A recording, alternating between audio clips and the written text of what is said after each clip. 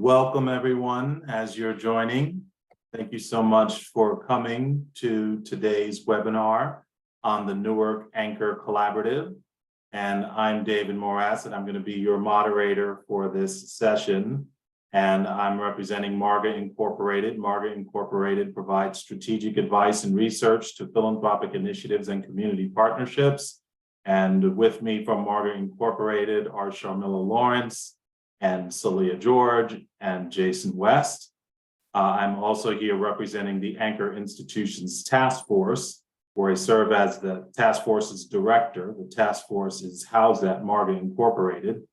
And I also want to bring greetings on behalf of the task force's advisory council, which is a cross-sector group of individuals representing multiple different fields in higher education, healthcare, the arts, government, and other industries. And we are the body that provides advice and guidance to moving forward the work of the Anchor Institutions Task Force. And I also want to say welcome to you on behalf of the chairs of the Anchor Institutions Task Force, the founding chair, Ira Harkavy of the University of Pennsylvania, one of our advisory co-chairs, Nancy Cantor, who also happens to be one of the co-chairs of the Newark Anchor Collaborative. So you'll be hearing a bit from Nancy throughout, who is the chancellor of Rutgers University, Newark, and also David Pearlstein, who is the CEO of SBH, a health system in the Bronx, New York. So welcome everybody to this webinar, the Newark Anchor Collaborative, promoting racial equity and equitable growth. And I want to say a little bit about the Anchor Institutions Task Force before we get further in. The Anchor Institutions Task Force is an action-oriented learning community that promotes the role of anchor institutions in strengthening local communities. The Anchor Institutions Task Force is values-based. The task force is committed to the values of democracy and democratic practice, committed to social justice and equity, committed to collaboration, and committed to place. And I like to say our values for the Anchor Institutions Task Force because we don't only promote the work of anchor institutions in community, but we promote how that work is done. So it is something that's very important to us.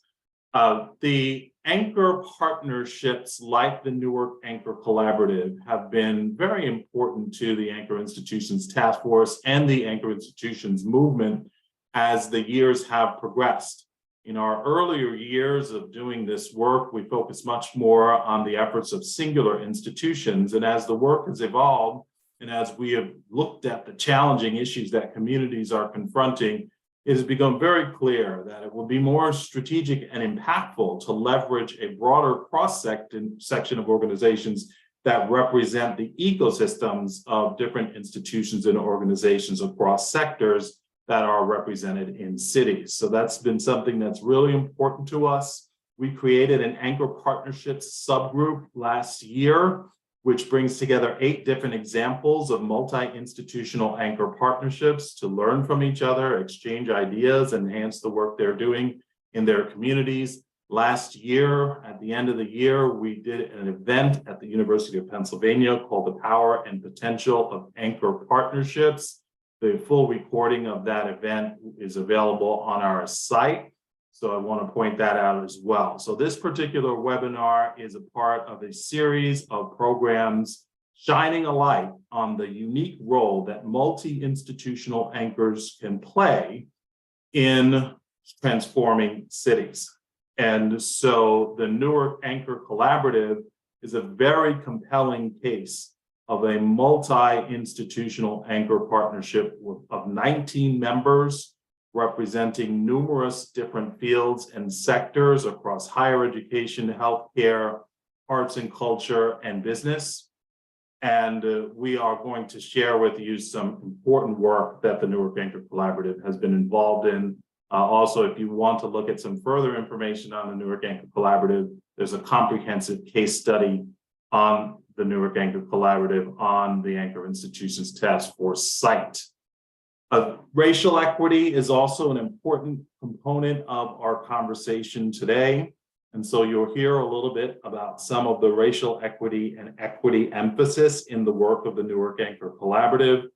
We all went through a pandemic, which had a tremendously impactful influence on what happens in cities.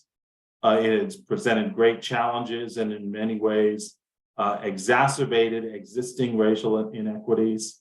But what the pandemic also did is really presented to anchor institutions a great challenge, and in some ways challenged anchor institutions and local governments to think more creatively about how to address challenging disparities in their local communities.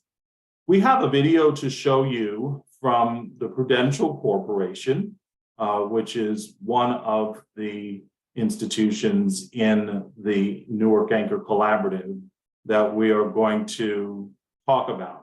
And so just as you see our agenda for today, and you saw our list of speakers who you'll be hearing from further into this conversation, our agenda, we're going to show a video and we're going to hear a little bit more background on the Newark Alliance, which houses the Newark Anchor Collaborative. And then we'll hear about the racial equity framework that the Newark Anchor Collaborative has been using as a way of reflecting on the work that various member institutions are involved in from a racial equity point of view. And then we're going to have a panel discussion where we're going to engage in a discussion with our various panelists who you saw listed before. And you can see the Q&A section at 1:15. So please do hold your questions as we go through our webinar. At that point, when we reach our segment on Q&A, there is a Q&A feature here in Zoom. And please do use that feature when we reach the Q&A section to show any questions that you have for our panelists. And then we'll conclude at 1:30 Eastern Time. So now we're going to make this transition to the video from the Prudential Corporation. Shanae Harris is one of the co-chairs of the Newark Anchor Collaborative, who represents Prudential. And so Prudential put together a video on how anchor institutions have been responding to the pandemic. And you can see how the pandemic had a tremendous influence on multiple cities around the country. And this video will show you some of the ways in which anchor institutions experienced the pandemic and came through.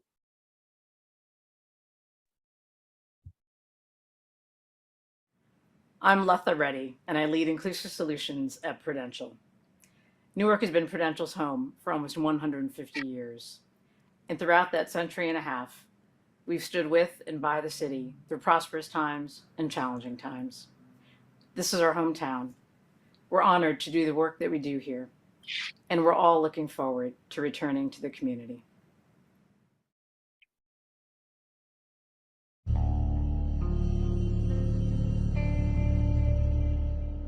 Doing school online is definitely hard. It's not natural to learn through a computer. So the pandemic did take away from my college experience. During the toughest of times, we've never closed. We were here dealing with droves of patients every day, contending with the worst public health crisis we've ever seen. Of course, it was unprecedented, unexpected. One day, we were entertaining 2,800 people in Prudential Hall, and the next day, we were completely shut down. When the pandemic hit, it was definitely devastating. We didn't know what was going to happen. A lot of our store owners on Halsey Street, we got together and we wanted to brainstorm. We knew we had to keep going. But I honestly don't know what would have happened if Prudential didn't step in. They helped us tremendously with rent relief, and I cannot be more grateful to them for helping us, because without them, I would probably have to close down. We wanted to ensure that many of our partners, the small businesses in the city, and our vendors were able to sustain their employee base. Just because we ourselves weren't in the office physically, we didn't want others to have to suffer from those consequences. And so we continued to pay our vendors because they often tend to be local residents. And so we knew that that was an important part of our support. It's hard to be doing something for 34 years and then it stops. You know, everything stops. I felt bad because I'm so used to seeing my customers. It was like coming into the building like a ghost. Nobody's here. It kind of on the lonely side. You would look out the window and see there were very few cars, you know, on the road. There were very few people walking around.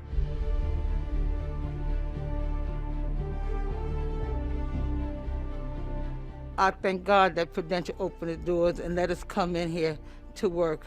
I'm very grateful. I think we're super hopeful that we've actually turned the corner now and that we're really excited about people returning to the building, building back the social interaction that we all miss. When the doors finally opened again, we had a back to work day where we invited everyone to come back. We took the lobby of Prudential Hall, which is a very sort of big space, and we had food and we had games and hugs, and we just were able to see each other in person, to really see each other for the first time in so long. And you know, I get emotional just thinking about it, because to be able to literally bump fists, hug each other, shake hands, and feel okay about it, and feel that it's safe to do that, wow, that was great. The support we got from the community was incredible. We had police and firefighters and clergy, all of whom did a honking session for us, boosting the morale of our staff. And the Blue Angels flew above our hospital and above every healthcare institution in Newark. And the heroes of the day, and I've always viewed them as heroes, but I think the public has appreciated them more and more, are our frontline heroes and the people who risk themselves every day and everybody who supports them.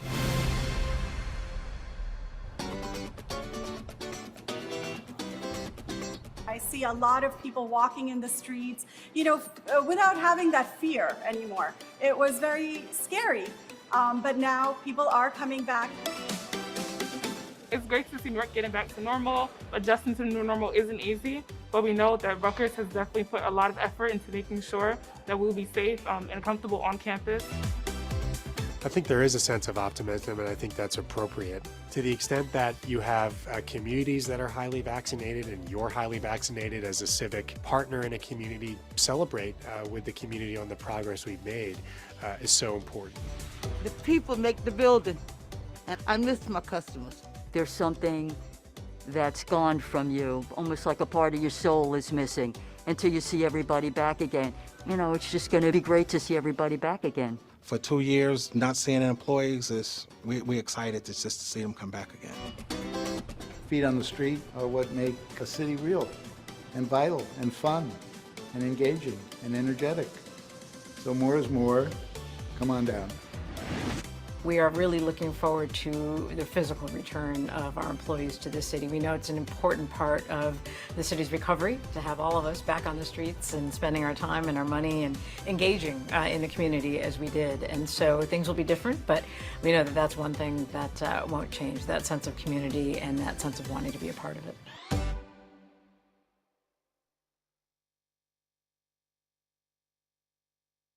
Okay. There you got a little bit of a glimpse of how anchor institutions have been responding during and in the wake of the pandemic.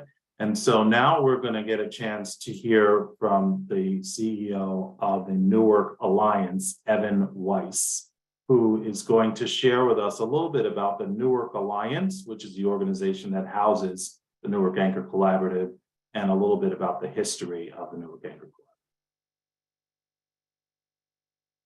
Thank you very much, David. And it's really great to join everybody here today. And it's mixed to see a video like that and remember kind of what we all went through in that time period.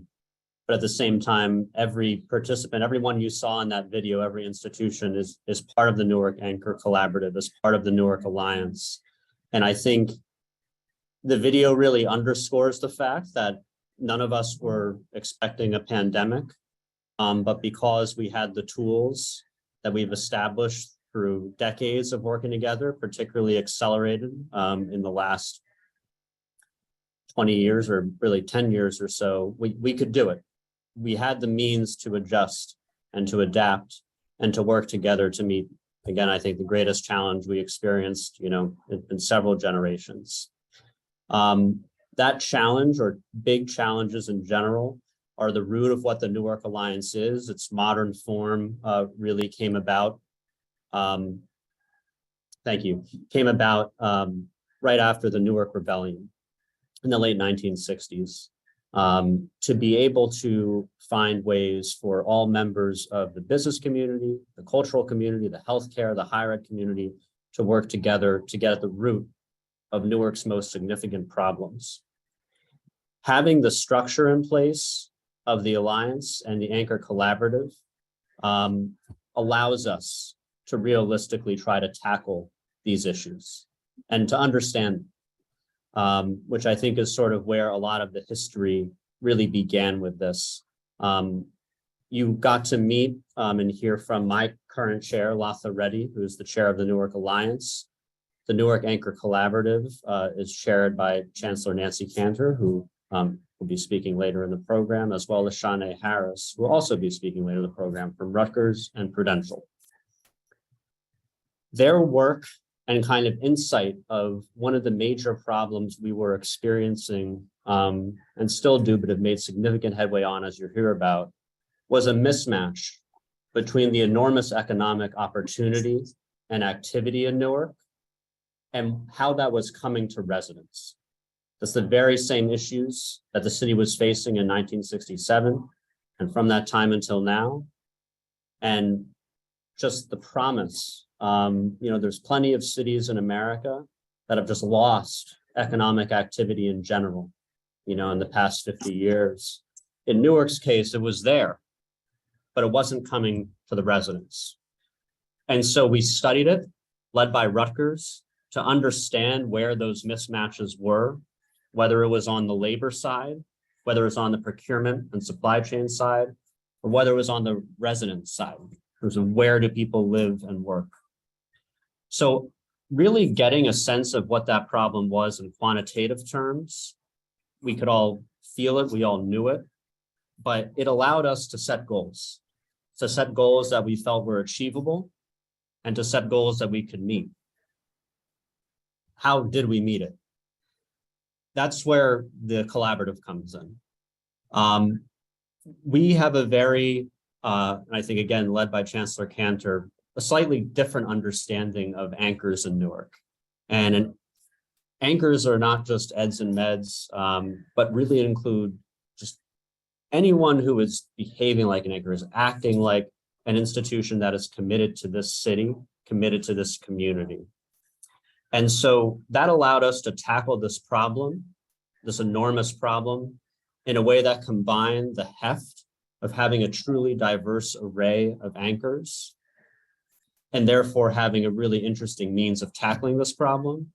And then secondly, through the constant honing and collaboration together. And what did that actually look like? So by setting and establishing these goals as a group, we knew where we were trying to go. And so when Mayor Baraka joined Chancellor Cantor in announcing the Newark 2020 program, which is the slide you have in front of you, that set the challenge. Set the challenge for John Schreiber at NJPAC. It set the challenge for Charlie Lowry at Prudential. It set the challenge for Don Katz at Audible, Ralph LaRosa at PSEG, Sharif at University Hospital, continue. A very diverse array of leaders across the community. We had results. And I think we had results because we had, one, the infrastructure that the Newark Alliance and the Anchor Collaborative provided, along with Marga Incorporated's assistance in that.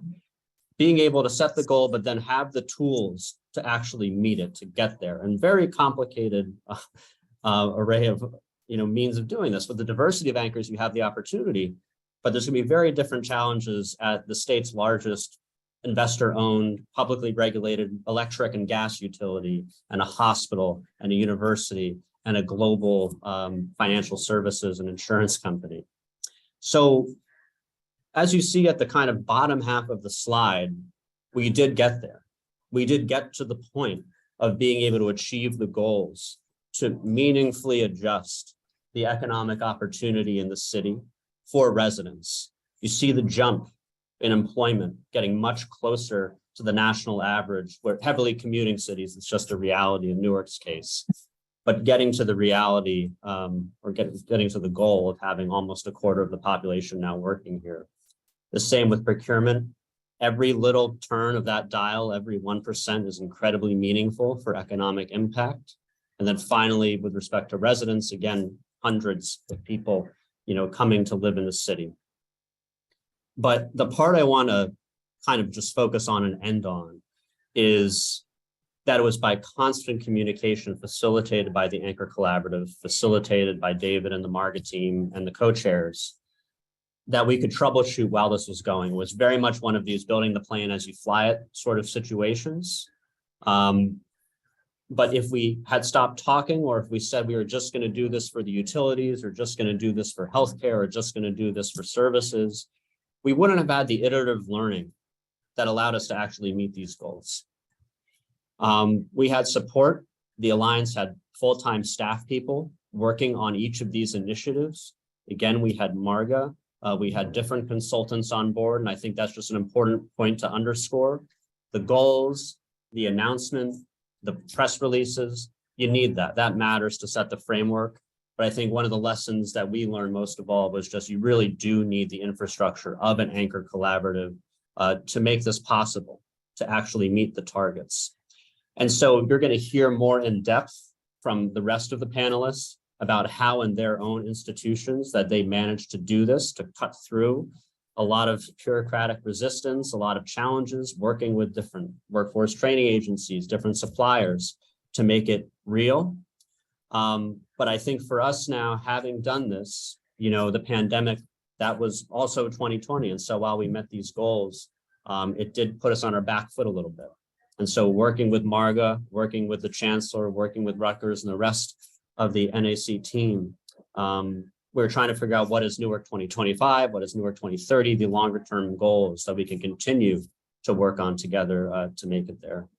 So at this point, David, I'll pass it back to you to continue the program. Thank you very much, Evan. Really useful to hear from you. Very, very compelling to hear about the journey and the impact. I appreciated your reference to the definition of anchor institutions as it relates to the Newark Anchor Collaborative, and very much in line with how we think about that definition in the Anchor Institutions Task Force. We like to say anchor institutions are enduring organizations that remain in their geographic settings and play a vital role in their local communities and economies. And that is very much what you're referencing in terms of the reality of Newark. And every city has a different blend of anchor institutions within that kind of framework. So Newark has a tremendous benefit in terms of a range of different types of anchor institutions to leverage to address a number of issues. One of those issues is racial equity. So the Newark Anchor Collaborative over the last few years has been really deepening conversation about racial equity and what that means in the work, and has been really wanting to make sure that racial equity is transcending all of the program work of the Newark Anchor Collaborative.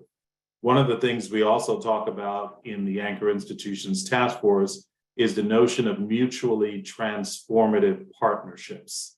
So when institutions as anchors are engaged in their communities, the assumption is not that anchor institutions have assets and communities don't.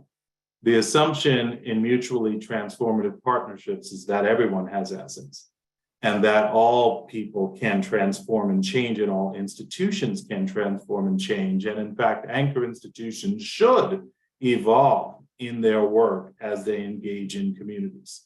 So if you are going to increase local hiring, that does require some adaptation as institutions. So a racial equity framework was developed in recent years, and we have a couple of slides on the racial equity framework to show. The racial equity framework has been a way that members of the Newark Anchor Collaborative could internally review how racial equity is playing out in a variety of categories in their work. Just looking for that slide.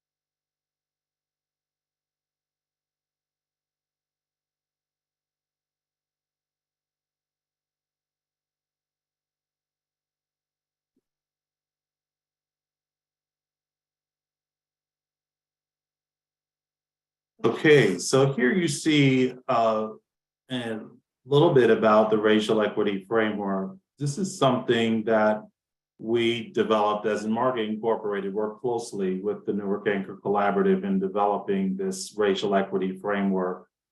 This is something that a number of members of the Newark Anchor Collaborative completed last year, and that is the launching pad for an ongoing process of continuous review of internal systems as well as external engagement as it relates to a number of categories. So as you can see, there are categories in equitable hiring.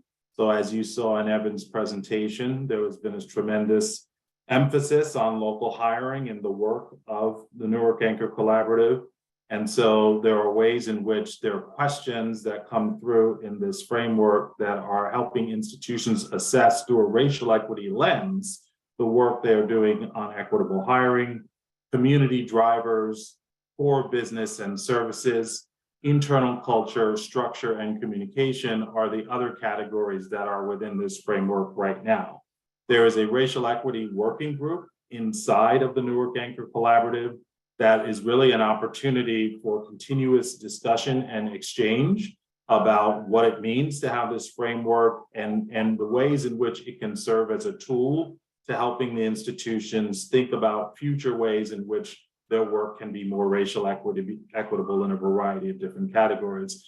And we can just go to the next slide just to see a couple of the questions, just as an example of the kinds of questions that are involved in the assessment. Does your organization have a plan for intentional equitable hiring? And you can see that there are various levels of work. Are you at a not starting? Are you at an emerging level, an establishing level, or a reinforcing level? Does your organization have guidelines for inclusive job descriptions and expectations? Does your organization have a diversity standard for hiring committees themselves? Does your organization promote certain opportunities for local talent of color? So this is just a way, and we can start moving forward now from these slides. Just a way to have a tool to have some sense of common assessment. And you can imagine with the range of different types of institutions, it's very hard to develop a common assessment for institutions as it relates to racial equity in their work. But so far, we've been able to get a number of responses from institutions, and we're about to go into a second round, so a second year of getting responses from the members. And this is going to continue to provide important insights in terms of where the members are as it relates to various racial equity policies and practices. And it also helps determine where the Newark Anchor Collaborative as a collective entity can provide assistance to members in helping to build further capacity as it relates to racial equity. So now, right on time, in our schedule, we are going to transition to our panel. And in our panel, we are going to hear from some of the members of the Newark Anchor Collaborative. And again, as Evan mentioned, we're talking about a range of different types of institutions. So we were very intentional in terms of structuring our panelists for today to make sure that the panelists would be representative of that blend and that range. So Our panelists for today are Diana Candelejo, who is AVP Economic Inclusion, Social Impact, and Community Investment at RWJ Barnabas Health. We're also going to hear from Nancy Cantor, Chancellor, Rutgers University, Newark, who also happens to be a co-chair of the Newark Anchor Collaborative. We're also going to hear from Shanae Harris, Vice President of Social Responsibility and Partnerships at Prudential Financial and President of the Prudential Foundation, who was also a co-chair of the Newark Anchor Collaborative. And we're also going to hear from Linda Harrison, Director and CEO of the Newark Museum of Art. So as you can see, just in this panel alone, we've got healthcare, higher education, business, arts and culture all represented. So I'm going to ask our panelists a few questions just from your particular point of view in terms of your work in the Newark Anchor Collaborative. And Diana, I'm going to start with you. If you could just provide some background about your institution and ways in which you've approached participating in the Newark Anchor Collaborative and what it's meant for your institution. Great. Thank you so much, David. Hi, everyone. Pleasure to be here. So RWJ Barnabas Health is actually one of the largest academic health systems in New Jersey. We have about 38,000 employees.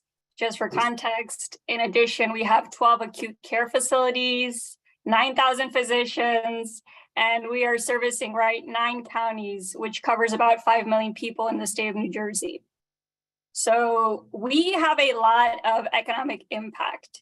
And in around 2016, 2017, actually, our organization underwent this transformation in how we look and define healthcare. And so what we started to do is shift from just looking at healthcare to really addressing health. And so when you look at health, that means you have to look at other things, not just access to healthcare. You have to look at what we call the social determinants of health.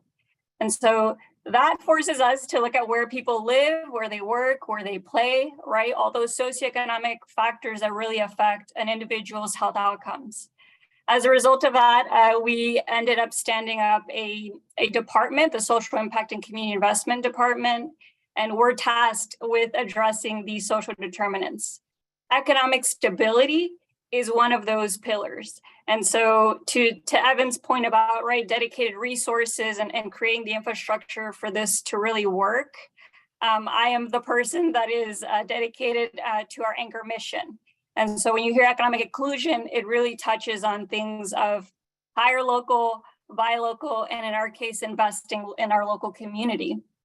I will say that, the hire, buy, live local and the racial equity effort in particular really resonated with our system because, again, we're trying to address economic stability as a social determinant of health, which forces us to look at employment, supporting the small business community.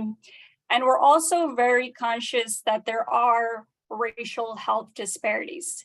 And so we cannot shy away from having a racial equity lens in all the work that we do that is really looking to uplift our vulnerable communities.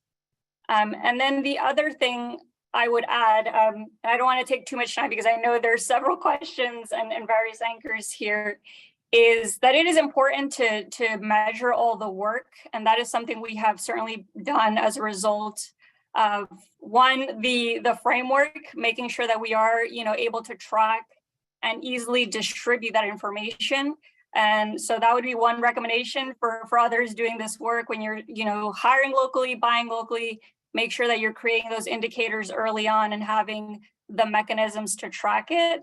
And then secondly, another benefit from the racial equity lens is that it actually made us realize that we're doing a lot more work than we think we are at times. And so we really have to learn to communicate and share those stories a little better because we get so down in the weeds, face down doing the work that we oftentimes forget to showcase what it is that we're doing externally.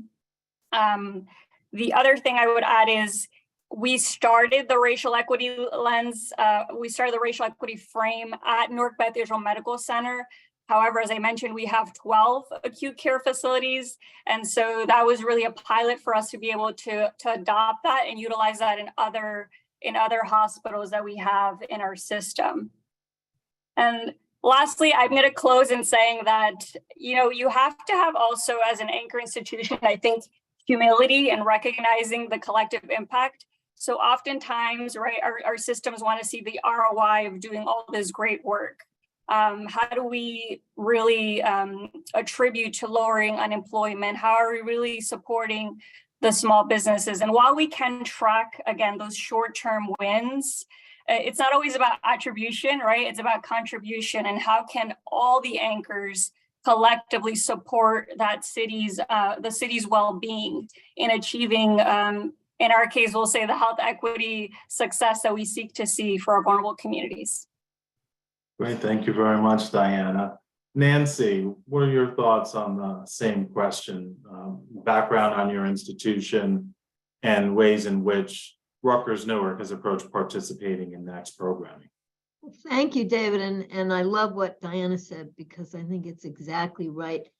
At the center of all that we're doing and that the Newark Anchor Collaborative is doing, and I'll get to our institution in a minute, is this notion of collectively working and playing off each other and really trying to have a collective impact. So Rutgers Newark is a highly diverse, minority serving, Hispanic serving public urban research institution.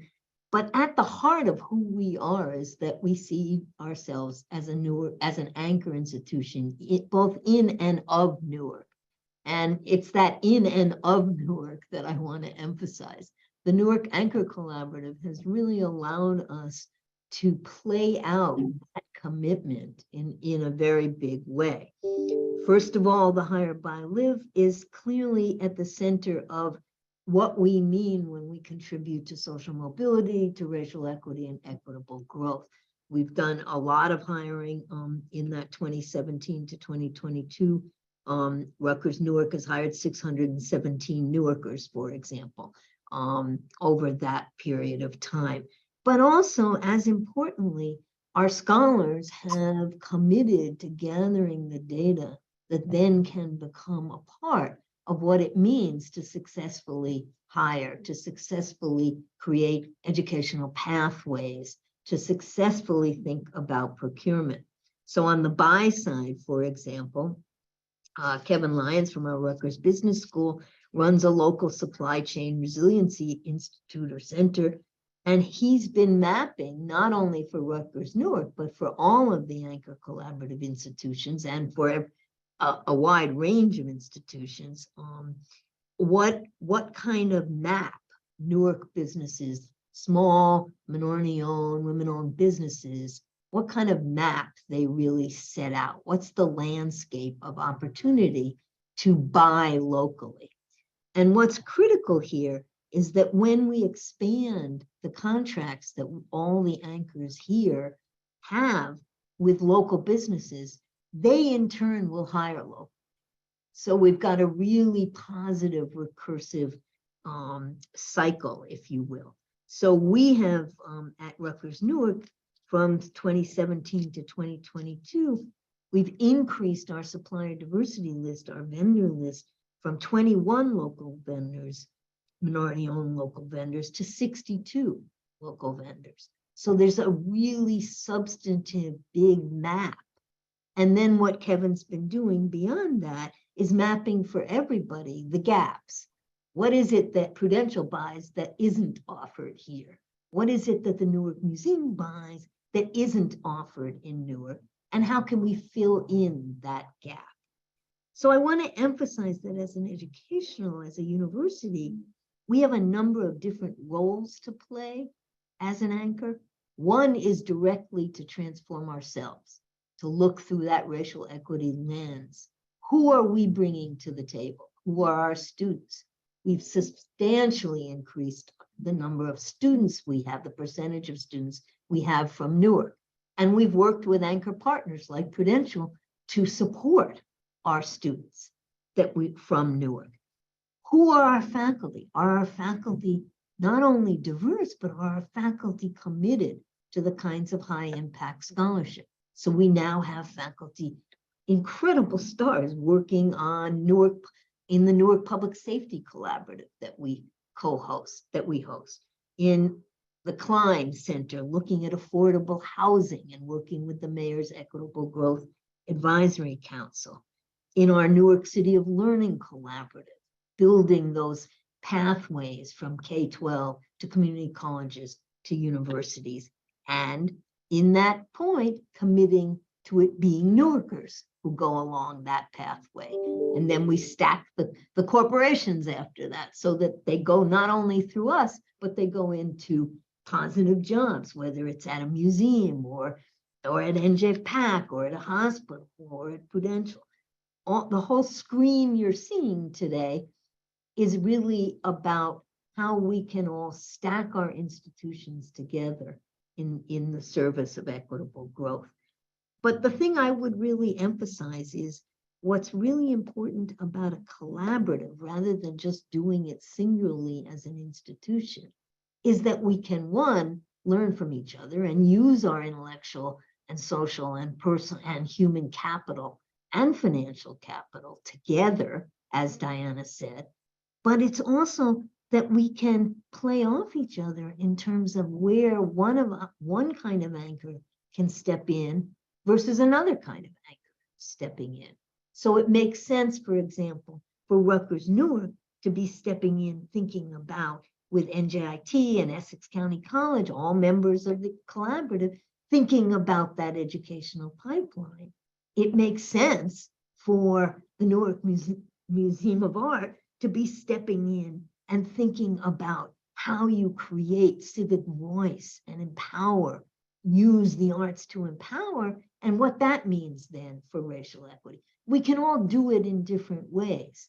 So I always like to say that Hire by Live kind of catalyzed us, but we go way beyond that in thinking about affordable housing, broadband access, thinking about the arts and cultural voice and what that means for civic growth and health and democracy, thinking about the social determinants of health, thinking about how you create wealth in Newark and intergenerational wealth among Newarkers. So we started with a particular set of goals, as Evan beautifully laid out, but we've gone well beyond that. Thank you very much, Nancy. Now, Shanae, let's hear from you. Thank you, David. Good afternoon, everyone. My name is Shanae Harris, and I lead social responsibility at Prudential Financial, which is a part of a broader group within the company called Inclusive Solutions. And we really see our charge is at Prudential is really to drive purpose and this idea of inclusive growth, both externally, so in the communities that we're partnering with and investing in, but also internally within the company. When we think about what does inclusion mean to a diverse workforce, what does it mean in terms of how that can influence our business model? You know, Prudential is a global financial services company.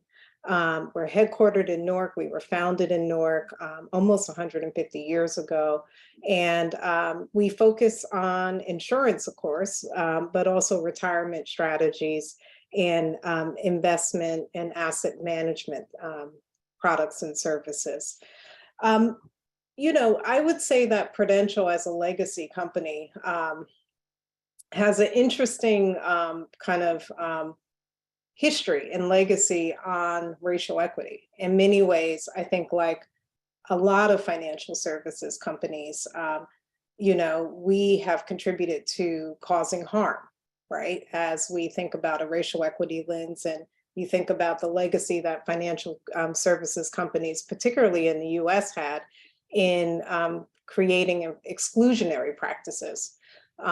You know, for Black Americans and other diverse individuals. So Prudential actually is, you know, shares kind of a history and legacy like other companies in that sense.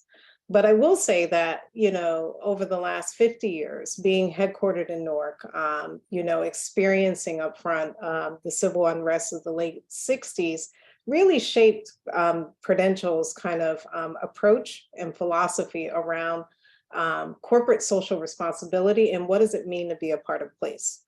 And in many ways, we saw, our commitment to making sure our city, our hometown, continue to grow and thrive after the aftermath of the civil unrest in the late 60s.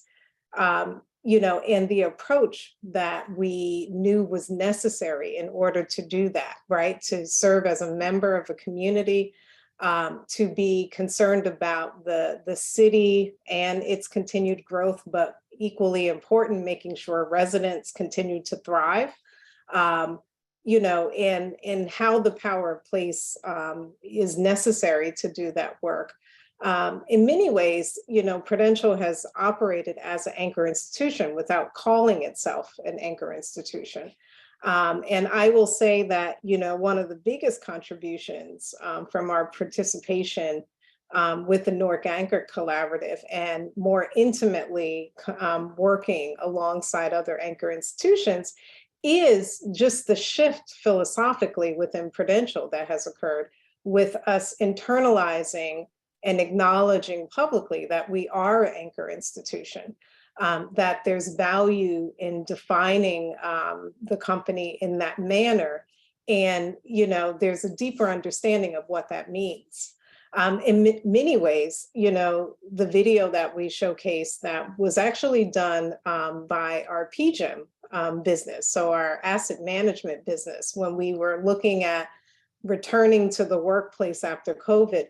Our asset management business was the first kind of wave of employees to come back. And, we wanted to kind of do something to kind of keep the employees updated on what the company's commitment and activities were as it related to COVID.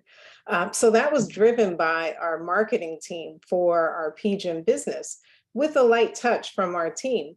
I think what's interesting about that is that, organically and intuitively, that business thought to highlight other anchors because they have this awareness of the level of collaboration and that the narrative and story of how anchor institution like Prudential showed up during COVID cannot be, a story that's told in isolation, but alongside, the work of other anchors. So that's one of my kind of informal test cases on whether some of the work that the philanthropic team naturally does in collaboration with other partners, does that start to really integrate into kind of the culture of our, employee base and our senior leadership base. And I think, in some ways that video shows that that shift is occurring. And that brings me to just how we think about racial equity and the role that NAC has really played in supporting and accelerating work. So, the corporate social responsibility team in some ways have been the kind of stewards, right, of our equity strategy. A lot of it has been reflected in the financial and human capital investments that we've made in communities like Newark and also communities that we work with nationally. But we saw an opportunity, and this was really shaped through our engagement with NAC, to figure out how we bake equity into our core business model, right? That it's not enough to have a set aside of resources and a strategy that benefits community, that, there was a real opportunity to make sure that when we think about equity, when we think about really looking at a racial equity lens, that those practices have to then begin to influence just how we fundamentally do business. And, being a part of this learning collaborative has allowed us to continue to, collaborate with others and, create the community impact that, I think others have alluded to in the work live by strategy and other things that we've done together as anchor institutions. But the learning community and the ability to go back within Prudential to say that there are anchors that are doing this, and it's important for us to collectively participate in this work. And it's important for us to measure impact in this way or hold ourselves accountable, has been invaluable. And it has opened the door for us to have different types of conversations. It has opened the door to allow us to actually try new business growth strategies that really are being done through a racial equity lens, mainly because as we think about the relevance and long-term viability of a company like Prudential, particularly our US-based businesses, we have to look at that in the context of the changing demographics of this country and make sure that we are creating as much opportunity and removing as many barriers from, what essentially is our potential customer base. So we have been able through NAC to be able to continue to make the business case for equity and, model how we drive that into our core business practices. Thank you very much. Really important points. Now we'll turn to you, Linda. You're on mute.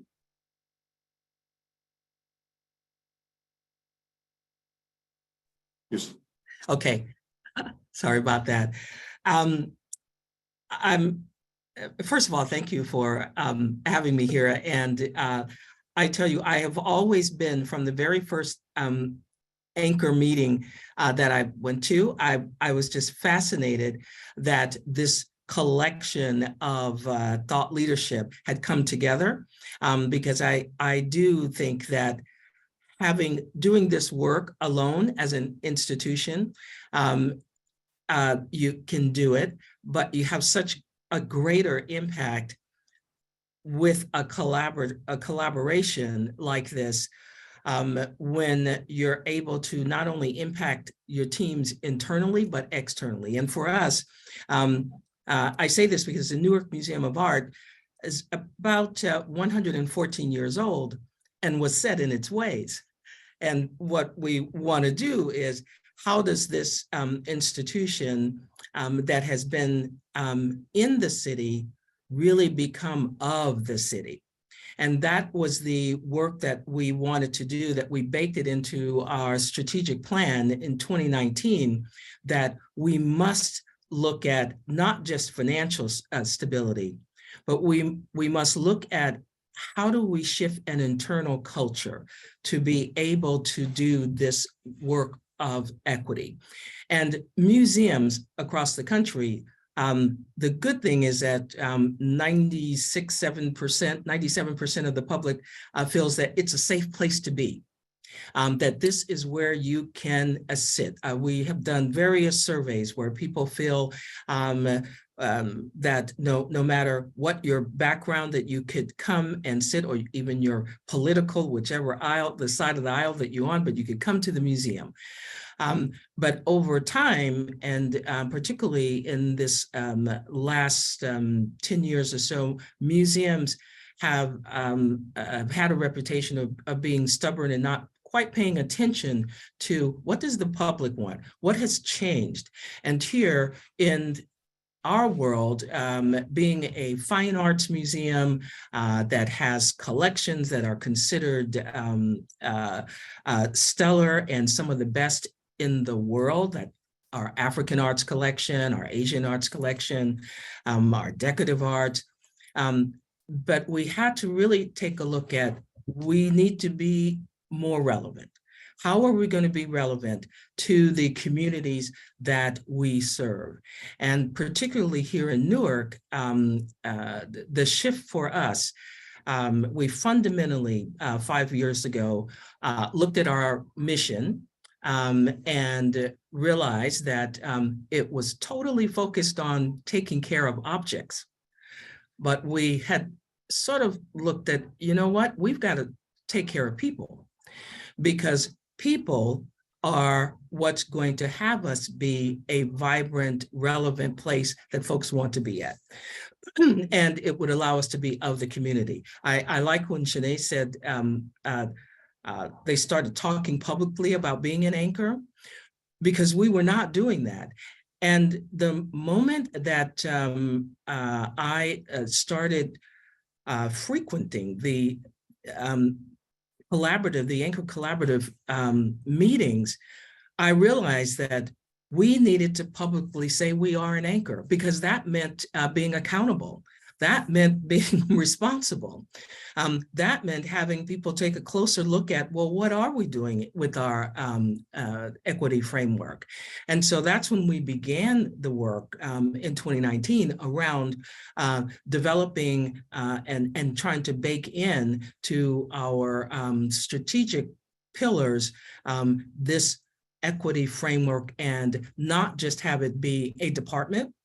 And for us as a museum, this meant we had to look at our teams internally, the staff, and develop commitments to areas that needed work. And need work, or increasing our equity, or advancing our equity, meaning really moving towards becoming an anti-racist organization. We had a lot of work to do, because there is the work of the our exhibitions, our programming, that we may have been just sharing one point of view, or may have been collecting just one type of diaspora. That may have been the white diaspora. And we had to look at, we've had about 90 plus years of collecting particular types of art objects, which means you tell those stories. And so we had to really, in my vision of just one simple thing, wanting to be the destination museum, simple vision. But in order to accomplish that, now we had to look at, how do we expand the stories? How do we use our sense of place and be of the community, not in the community? And so, though we had an equity framework that we were locking to, that had us look at equity mindset, look at place, our position in the community, how can we even measure it? What are we doing? Where are we even talking to the community? And so we really systematically started working on this, but it's the Anchor Collaborative that really helped us like own these different areas of not just checking off the box for diversity, but now checking the box on inclusion, being able to point to whether it's an external program or an artistic program or exhibition, but also point to internally, because we were not exactly walking our talk internally when we looked at our teams. And an example of this is that the makeup of our staff was not necessarily in line with the diversity of the city of Newark. And we said, we've got to start there. That was just one layer. And then the other layer was, oh, well, how many people on our staff really live in Newark? So if we really want to be, have culture, drive this economic engine, we should be able to hire people from Newark so that they can hop on a bus or a bike or walk to work, right? And be able to have that power of the economics of their job and their compensation. We needed to look at how to reimagine even our compensation structure. And this is because in my world of the culture world, the art museums can be notorious for, well, you just love being here and it's beautiful, and we don't have to quite pay you the right level of compensation to live in the city. These are things, having these discussions and having these issues talked about with the Anchor Collaborative really helped us. I mean, we went from 20% of our staff being in Newark or living in Newark to now we're about at 36. We're trying to increase that as much as we're continuing on that path. We have now a opportunity for not only our staff to be diverse in one area of a museum, but all the areas, the professional development. We just went through this past week having a design thinking, human thinking, team building, not just with leadership. It's traditionally been leadership gets this type of training. We went across the board. And so I know that we would have gotten there, but having the Anchor Collaborative allowed us to get there faster, right? To just say, you know what? There is no excuse. We need to just do this. We need to make this happen. And this is very difficult work because we have to actually have our staff be able to walk this talk. And this is why I come back to just saying that we're anchors, that we are an Anchor Collaborative organization. What does that mean? And I really believe that the mayor, when he really said, okay, we're going to have an arts and education district, that this cluster of culture, education, business here in this geographic area collectively, I think NAC had been doing it, but there was no formal concept from the city that really allowed us to do this kind of work. And I think this is what really drives people wanting to live in a city where the quality of urban life is great, because it's all of our different industries coming together to be able to do this. Great, thank you very much. It's great to hear from all of you from this point of view. It's incredibly rich on so many different levels. So many of you refer to the philosophical aspect of being an anchor institution, which is really an important part of this, right? Because there's an active engagement that we're talking about. There's an objective reality of being anchored and rooted in a community, but then there is an active philosophical dimension of what it means to be committed to a place and to be actively engaged in that place in a collective way. And all of you talked about this great combination of experiences in a collective, and then what it has meant for your particular institutions. And of course, what it also means for your type of institution, right? The institutions of health and institutions of higher education and a corporate financial services firm, a museum. It means something in that way. It feels like the Newark Anchor Collaborative, being structured as it is, and I think this is a part of what makes these anchor partnerships so important, is really a lasting asset that allows for the continuous collaboration of all your institutions. So now that you've planted this seed and you've developed this entity that is now maturing, I'm wondering if all of you can look ahead a little bit in terms of what that means for the future of Newark and what the Newark Anchor Collaborative and what your institutions can accomplish going forward. Now that there is this asset in place in the Newark Anchor Collaborative, what are your thoughts in terms of what the Newark Anchor Collaborative can accomplish going forward, and what you think that might mean for your institution as well as for racial equity in Newark? So Diana, I don't know if you want to share on that, or if we can, anybody else wants to jump in among the panelists. Sure. I mean, I can jump in quickly. One, as a result of COVID, frankly, it's shaken up and disrupted our workforce. And so I think the opportunity there is that it's made us buckle down in our local hiring efforts, in creating career ladders to ensure that our local community, is reflected in our workforce as it is in the patients that we see coming into our hospitals. At the same time, COVID certainly disrupted our supply chains. So I'm also going to put a plug for local procurement, because it really showed globally, the challenges that can occur when you have things like a pandemic or natural disasters in the future. And so really the attention to localizing supply chains and how do we further invest in local businesses, whether it's a service or a product that a hospital may need, is certainly something that we're placing close attention to.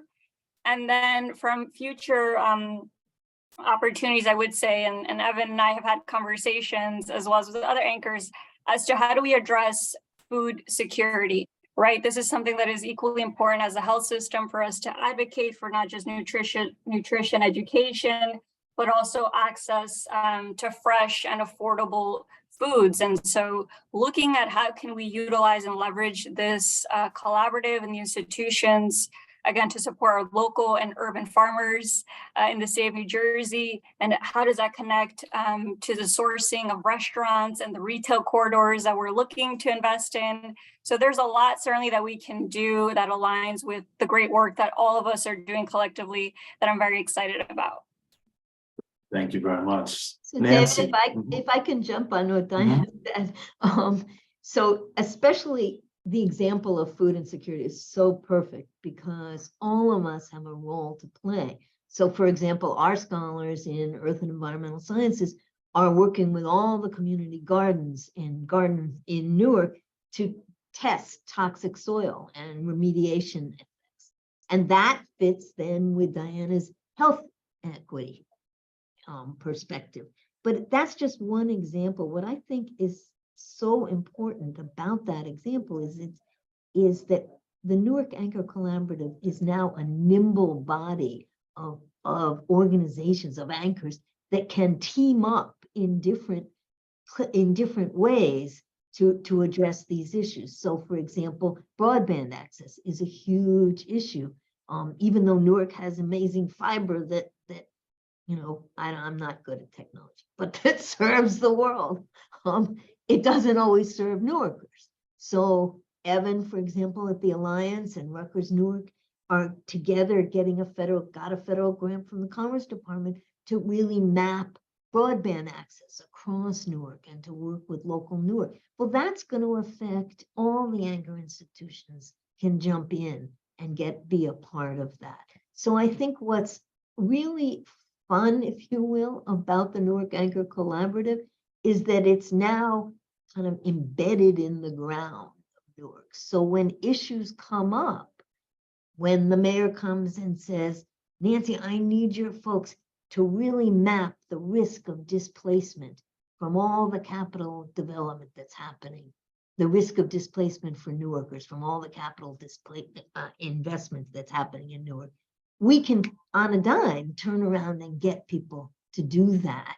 And then that can feed the kind of work that the Alliance is doing on housing and on affordable housing that the mayor is doing. And so these things all play off each other, but we've got a stable organization now in the ground, on the ground. So we can play to our different assets, and all the anchors have different assets to play to. You know, Linda was just at the unveiling of the Harriet Tubman Square this morning, as I think was Evan and I popped in and out in order to get here. But that's a perfect example. She spoke about the Education and Arts District. Well, you know, really thinking about who could step forward to really show the history of Newark and where it was and where it's going to go and what that means for people in Newark and of Newark.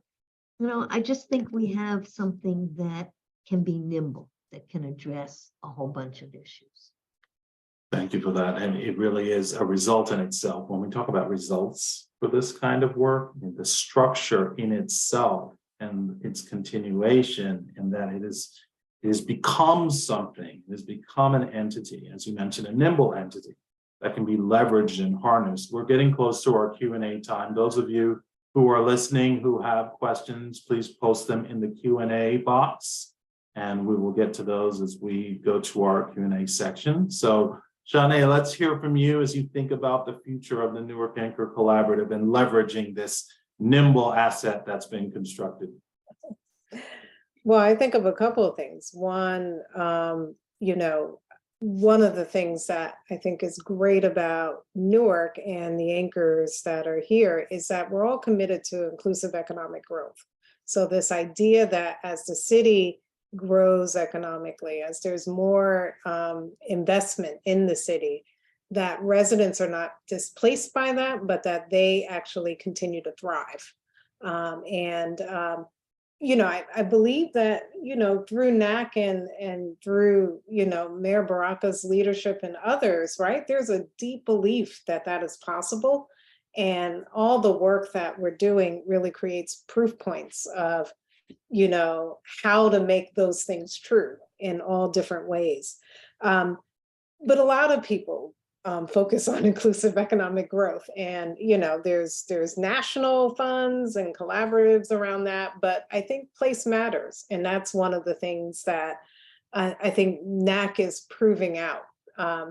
It's the deep collaboration, it's the relationship building, it's the infrastructure, it's understanding the ecosystem that makes the difference on the effectiveness of all the different strategies that we're deploying. And I think that's the model or the narrative that I hope we can bring as a city to a national conversation, that it takes a lot of work to build relationships, to build trust, to know that, you know, even if we're grappling with something hard and may have difference of opinions, that there's a foundation there that allows us to find common ground. And I think that NAC and other groups within the city actually build and reinforce that every day.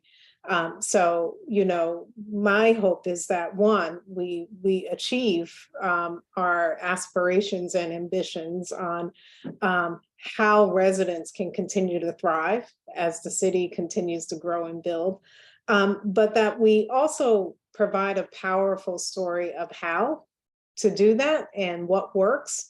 And I do think it's the how that makes the difference in, you know, the gains that we've been able to achieve as a community here in the city. Thank you very much. Linda.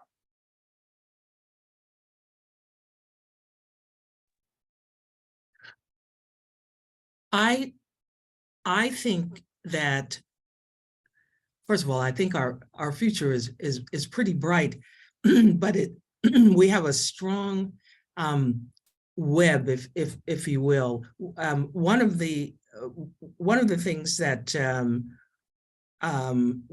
we haven't talked about is the small businesses that flow within our anchor institutions. And it's pretty exciting when we can really talk about how to keep those businesses vibrant as well. And this was a conversation that we would not necessarily would have had in a cultural institution. And I'm so thrilled that just an example of this, Diana introduced me to the owner of a small business. And I would say 3 weeks later, we're not only in conversation with this person about how we can partner together with the museum, but here I was exposed to a really talented business person, and I wouldn't have really known that. And Diana, this is our coffee guru, and we really just had a different conversation of how we could have a win-win for each other. And that's just a small business, but I know that we want our small businesses, whether they are a coffee shop or the shoe shop or the restaurant or the gallery, we want them, they are equally a part of this infrastructure. And so this is where that coming out of the closet and owning that you're an anchor institution, well, now you got to help somebody, you know, I mean, because this, or the NAC actually helps us as the anchor institutions, us sharing ideas and concepts and knowing that we can really move this agenda forward and have our trustees really embrace this, because we have this NAC organization that we can share with them data around this, but it's also having the conversations on, and we can't just let our small business that may benefit from our employees going there or from a partnership, or how to keep them not just afloat, but keep them thriving as well. And so I see that NAC's future, the concept of nimble is good, because if one thing we've learned the last 2 years, we've got to be able to shift based on what's happening and still speak to our mission and our vision and still be successful organizations. And I think the culture really ties social impact, economic impact, and cultural impact.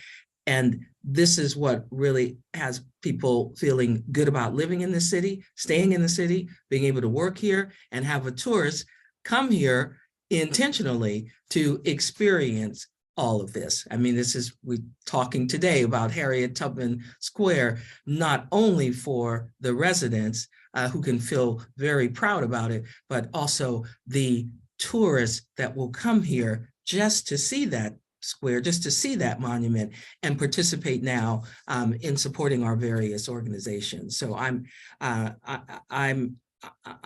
high on NAC because it was like and continues to be a masterclass for leaders in other anchor organizations, including my own. Well, thank you very much. Thanks. It's great to hear. And our Q&A line is open. I haven't seen any questions coming in at this point in time. If anyone has a question, I do see now there is a question in the box. I'm going to read what I see here. Please speak to the critical relationship between anchor institutions and intermediary nonprofit organizations in the city in ensuring elected officials and other civic leaders harness, hear, and integrate community voices into the citywide direction, strategy, and decision-making process for future growth and development. Thank you very much for that question. Nancy Cantor. It's funny, I was literally just going to jump in and say that one of the things that I think is so important in Newark is the aligning of the Newark Community Development Network, which has been around ever since the Newark Rebellion. All the local community development organizations align with and partner with the various anchors that are in the Newark Anchor Collaborative. And then the other piece of that is, of course, that the city, the mayor's office, has been actively involved. So there's a kind of coordination that has really grown out here. And it creates, I think it was Shanae who talked about it, it creates trust. I mean, that is one of the most important things, so that we have the Alliance, we have the Newark Anchor Collaborative, we have the Newark Community Development Network, we have City Hall and the agencies, and all of them come together. So an example is that there's a Newark Public Safety Collaborative in Newark working on the way in which community can use data about violent crime and about crime reduction to create community-based interventions, to decenter from police-based interventions only, to create community-based. Well, that involves tapping into not only all the anchors that sit around here, and many of them come to those Newark Public Safety Collaborative roundtables. I know Shanae's nodding, Prudential is definitely at that table, and the Alliance is at that table, but the local community development organizations are all at that table, and then they know who to call from the Newark Anchor Collaborative to really make things happen, and the city is at that table. So I think this alignment is absolutely critical. Is it perfect? Do we always tap into the right people? No, of course not, but it is happening in a way that I think is absolutely critical. One of the things that, as David knows, of course, the Anchor Institution Task Force always talks about is democratic partnerships. And I think that's the next stage that we're all working on. How do you not just have an anchor decide to do something in the city, but rather have an anchor be embedded in partnerships that are reciprocal in the city? And I think all the areas that we're working on, that's happening more and more. I see a couple of other questions. Okay, so I'm going to read both of the questions in the interest of time. The first question is, have there been any physical projects that the members of the Newark Anchor Collaborative have collaboratively financed? How did that work? Which group was the lead for managing the funds, and was any infrastructure supported? That's the first question. The second question is, can you talk about the relationship between the state government and the Newark Anchor Collaborative? We'll take first there. And Shanae? jump in, and others will add. I'll start with the last question.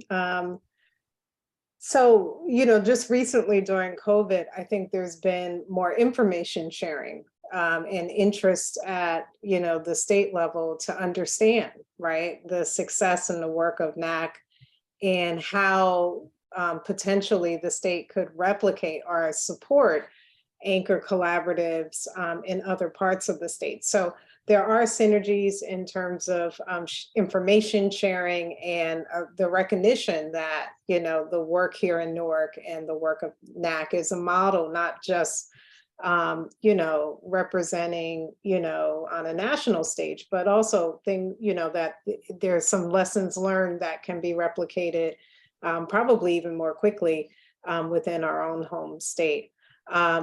In terms of physical redevelopment, I would say that, there's been deep collaboration with that work that we're all really proud of. And, Prudential has, been, doing real estate investment capital in the city for many, many years. But I think one of the natural points of collaboration that we've all had has been on real estate development. And I think, there are a couple of projects that we can talk about, but I'll ask other anchors to weigh in. But we're really proud of, the collaborative efforts that we've had and really envisioning, how we could continue to grow the city, rebuild the city, in a way that has that inclusive lens. And, I think that was kind of one of the first points of collaboration between anchors that even predated the creation of NAC. I mean, I'll just jump quickly on that to point what Shanae is talking about. I mean, Prudential and L&M developers and Rutgers Newark has taken space in there for our art center, developed a building in downtown Newark that had been abandoned. It used to be the Great Haynes and Company department store, which was a very segregated space, I would like to point out. And now it was redeveloped, and we have in there 50,000 square feet of a university community arts collaboratory for socially engaged art. And the Newark Museum of Art and NJPAC and others work with us in that space. And Prudential was absolutely critical in that. So I think there has been a lot, and Evan's been working. I shouldn't speak for you, Evan. You should speak on the whole Halsey Street corridor and the way in which that's can be developed in a way that involves all of us and local businesses at the same time.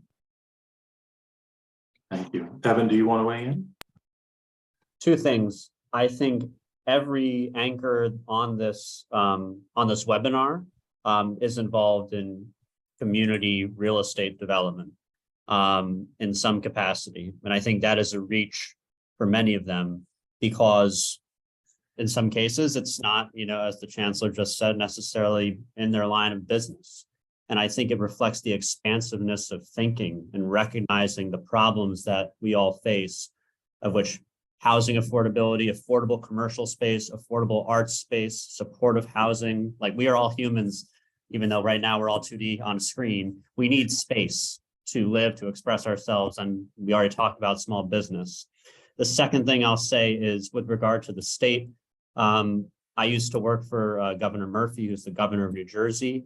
As Shanae referenced, the state very much adopted a lot of this through a mechanism that they call the CEO Council. It's a little different. I don't think they have the right definition of anchor quite yet, even though they're going to get there with our help. But it has very similar goals to local and inclusive hiring and procurement from companies around the state.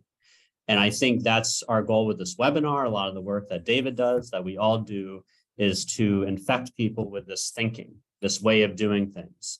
And so I think we're very happy to see the state there. They've had good interventions in other ways. Again, with workforce development programming, the state was a funder of the Hire initiative in a very big way through Department of Community Affairs. So, but yes, in both cases, I think it's both sides demonstrate the expansiveness of what this has been able to do. And David, I might just add that it is unusual for a cultural entity like a museum to be engaged in a real estate in a different way. We traditionally like to build bigger museums and shinier museums.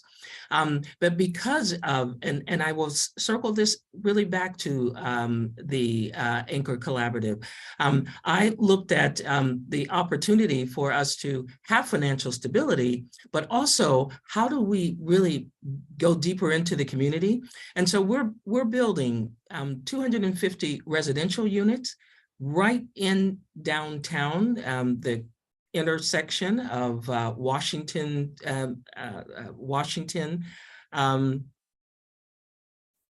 on Washington, I'm forgetting, between Washington and University on our own campus, but also with the Contemporary Gallery, also with with retail. But this was because Prudential Investments also saw the value of us having this kind of a different impact in the city, because this corridor central at Washington, you walk down and there's very little there. There's something there, and it's called our parking lot. And we know that if residents have places to stay, as Evan said, that space, and then your educators can stay and live in the city and work in the city, and as opposed to leaving the city and then they come back in to whatever their work is. And this was a different approach for a museum to have this type of project that could impact residents positively with housing, but also have them have this cultural experience that they literally live in. We call it Museum Park, but it took the collaboration with Prudential Investments. Then we are also using L&M. We came to that decision separately. And we also looked at, because we wanted a developer that was socially responsible, not just a developer. And we know the impact that this will have with the city as well.